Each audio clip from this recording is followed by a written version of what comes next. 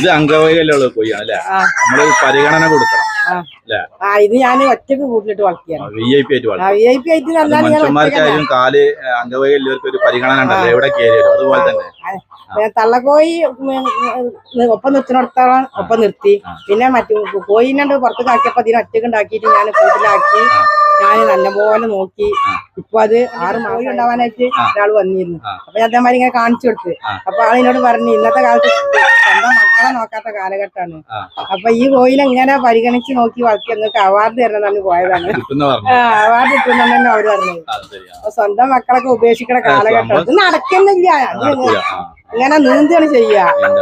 അതിന് പ്രത്യേകിച്ച് ഒരു കൂട് വെച്ചിട്ട് സ്വന്തമായിട്ടൊരു കൂടാണ്. ഭക്ഷണം വെള്ളം 2.5 ഭക്ഷണം കൊടുക്കും.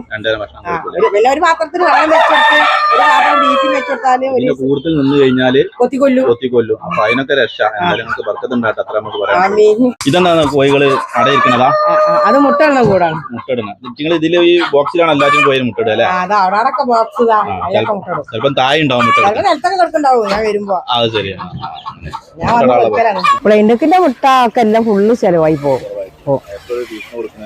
വരും ചിലവര് 15 വരും. പല രൂപത്തിൽ ഞാൻ ആരോടും കണക്കറിയാറില്ല. ഉണ്ടെങ്കിൽ കൊടുക്കും. അത് അവരെന്നെ അടയിൽ നിന്ന് വിരിച്ച് കുട്ടികളൊക്കെ വരും. ഞാനും ഇൻക്യുബേറ്ററിൽ വെക്കലും എനിക്ക് അത് അറിയില്ല. പിന്നെ ഞാനെന്താ ചെയ്യലറിയാം, ഒരു കൊട്ട വെച്ച് കൊടുക്കും. ആ കൊട്ടയില് അവര് മുട ഇടും. അവരെന്നെ വിരിയിച്ചിട്ടുണ്ട് ഇറങ്ങി വരും. ഇപ്പൊ 20 ഉണ്ട്. അപ്പൊ ആവശ്യമുള്ളവർ ബന്ധപ്പെട്ട് മുട്ടകൾക്കൊക്കെ വേണമെന്നുണ്ടെങ്കിൽ ബന്ധപ്പെടുക. പിന്നെ കുഞ്ഞുങ്ങളായിട്ടില്ല, കുഞ്ഞുങ്ങളായാലും വിൽപ്പന നടത്തുന്നതാണ് പറയുന്നത്.